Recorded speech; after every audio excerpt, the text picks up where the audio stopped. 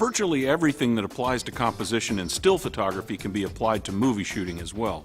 And one of the handiest rules is called the rule of thirds. Basically, you divide your frame into an imaginary tic-tac-toe pattern and then use those lines and intersections as guides to creatively place your subject in the frame. So instead of putting a person in the middle of the frame like this, you can reframe them off a little to the side and down, which becomes a much more interesting shot. This works well for most kinds of framing, from a wide shot to a tight shot, and works as well for people as it does for footage of landscapes, sports, and events. In movie making, there are mainly three different types of framings.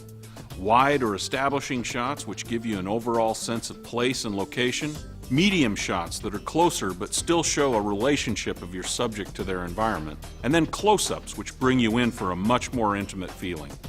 For well-composed medium shots of people, you want to be aware of certain crop points as you frame up your shot. You want to avoid cutting off your subject at major joints such as knees, elbows, or the waist. By framing a little tighter or looser, the shot will feel more natural and comfortable. For a close-up of a person, go back to the rule of thirds and use the top horizontal line as a guide for the placement of their eyes. You end up cropping the top of your subject's head, but it still looks well composed. Also, you want to be aware of something called headroom, which is the amount of space between the top of your subject's head and the top of your frame.